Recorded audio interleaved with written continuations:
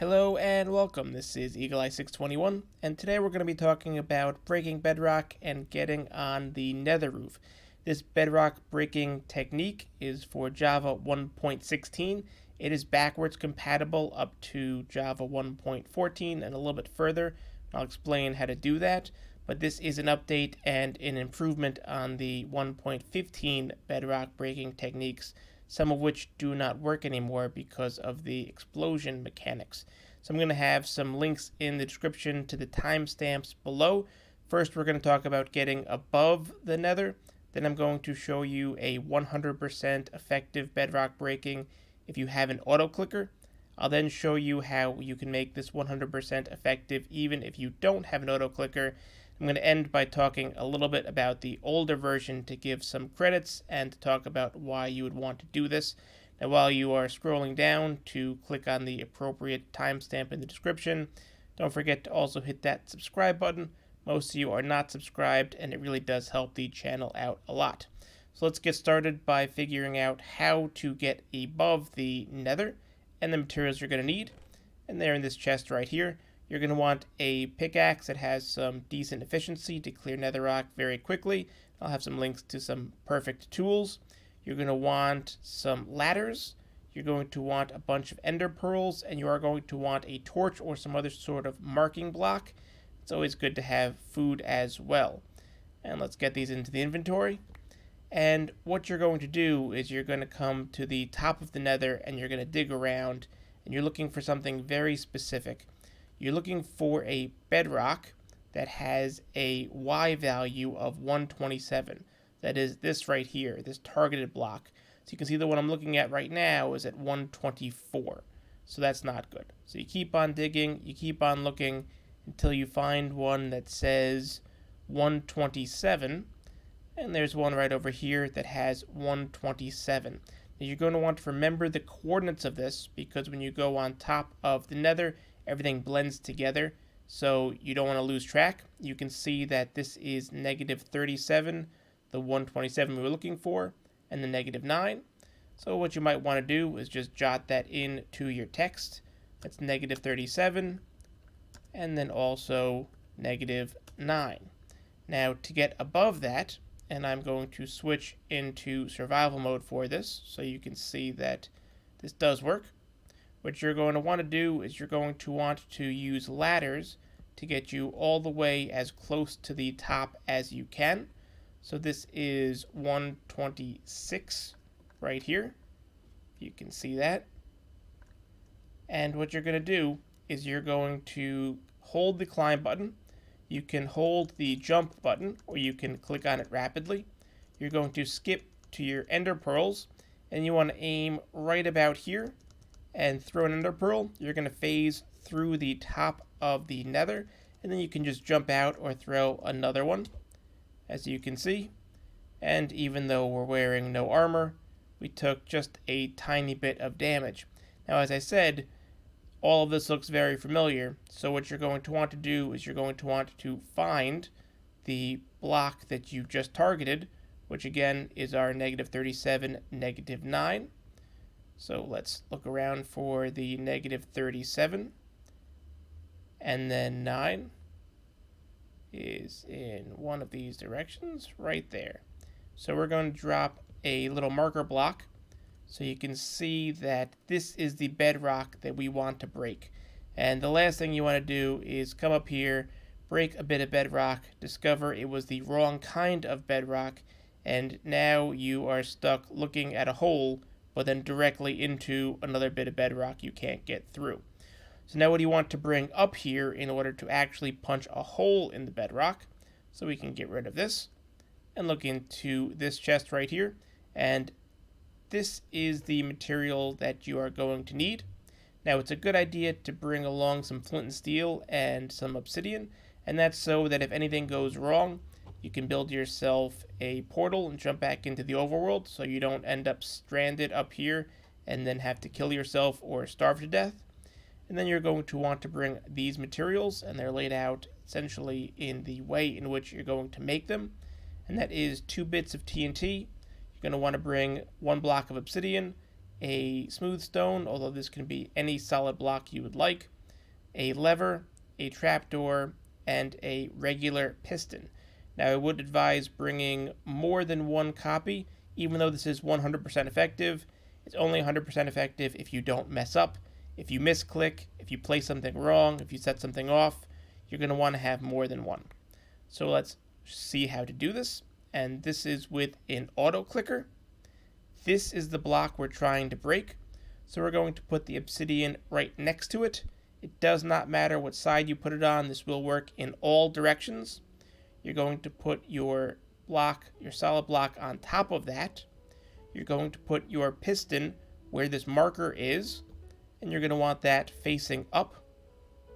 Then you're going to take one TNT to put it just like that, and then one TNT on this side. Add your lever right there, and then your trapdoor right here. And what you're going to do is you're going to switch over to your piston. You're going to compress yourself. You're going to hit this lever and then slide over, and you're going to target the top of this obsidian block right in here, and you're going to hold down your auto click. So let's watch how this works.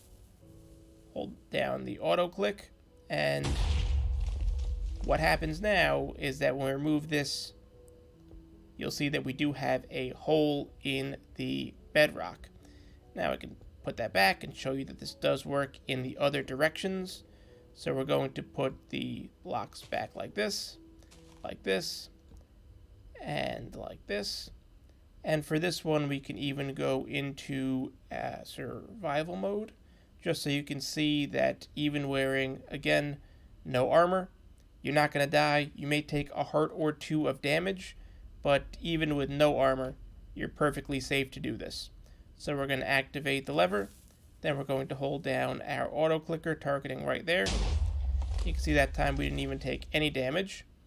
If I switch back into creative mode, you can see we do have a hole right like that. And I'll just show you very quickly that this does work all four sides. So there are no issues in terms of where it is that you are placing this. Let's activate this. Get our auto clicker. And once again, we have another hole. And one last time, fill this in so we don't fall in ourselves. We need to remove that bit of bedrock. We get our TNT. We get our lever. And we get into the position. And you will see one more time the bedrock is removed on all of the sides. So now let's talk about how to do this with an auto clicker. So if you want to do this with an auto clicker, you're going to make your same setup just like this, with TNT here, and your piston just like that. You're going to put your trapdoor and your lever. But now what you want to do is you want to go into your settings.